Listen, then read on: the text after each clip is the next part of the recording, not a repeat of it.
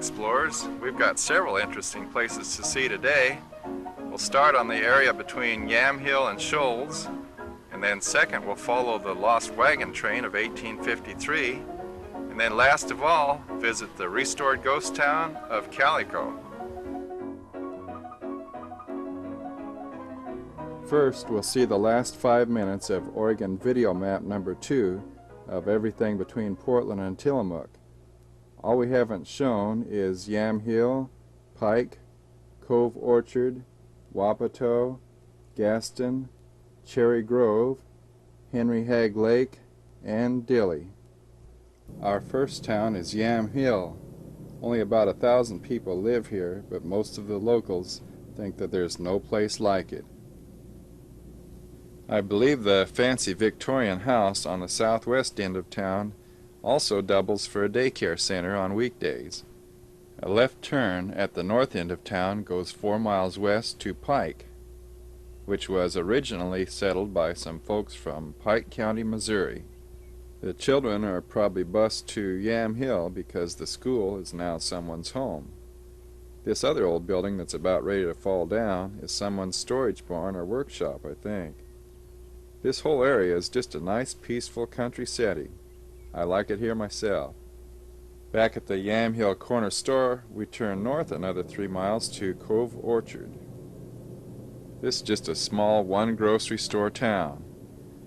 Then in another 3 miles is where Wapato and its post office once stood. Today a few farms and houses remain on the graveled Wapato School Road. Someone must not have counted the cost when they started this house, because it never got finished.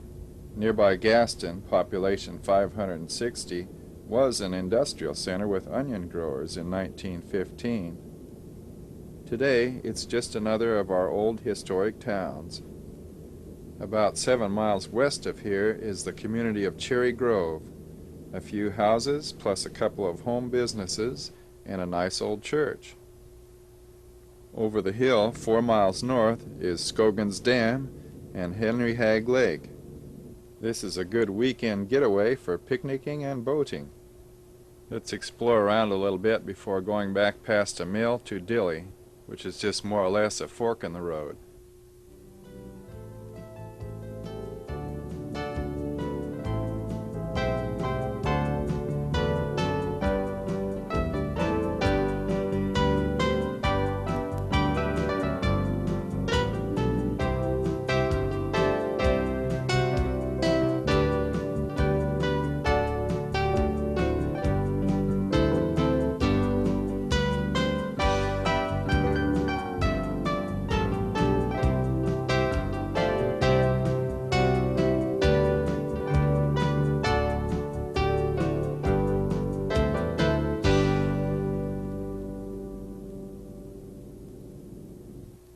After Dilly, we're going to Laurelwood, Laurel, Midway, Farmington, Kinton, and Shoals. Laurelwood is another town that just disappeared with age. In this nice farming country remains all that's left of Hill School and a few other old abandoned buildings. This place just seems destined for being another one of Oregon's ghost towns. Even when you take the road that goes 3 miles to the east, you go by the Seventh-day Adventist School. It closed down in 1985 after operating for 82 years. I think they still may use it once in a while for a seminar because I see a sign in front of it.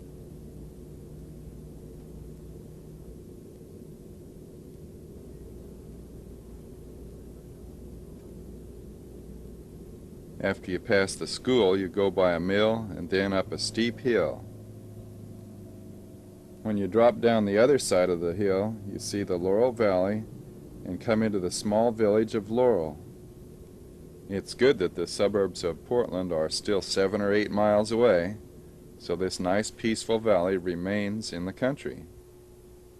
You might notice that the look of the early 1900s remains on the Laurel Valley store and also on the Grange.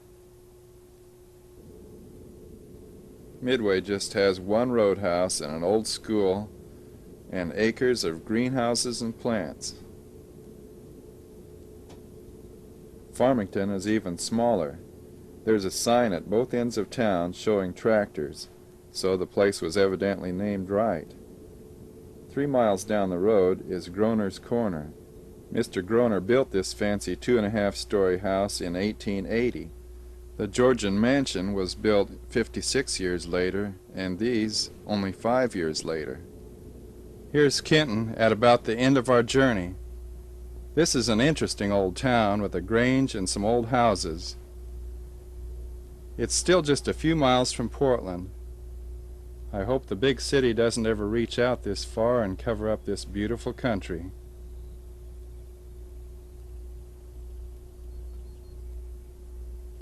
This is the historic old Kenton school. You know, if you really wanted to get around this country, the best way to explore it would be to fly. Several times I've dreamed that I was flying like this, although this is only special effects. I sometimes wonder if people could travel this way in heaven. There'll be so much more to see there.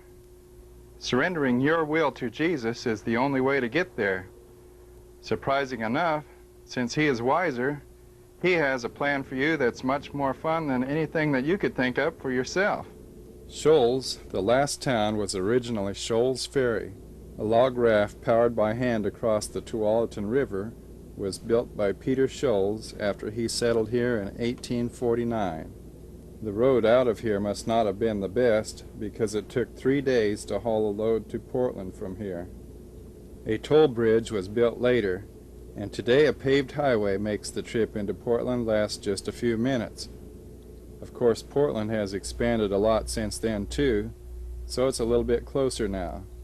The old general store is typical of the stores that were built around the turn of the century.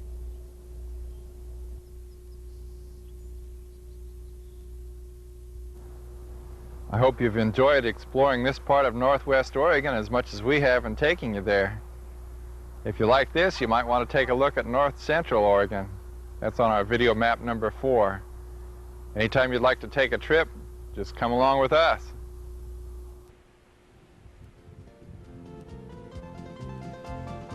See the Lost Wagon Train next.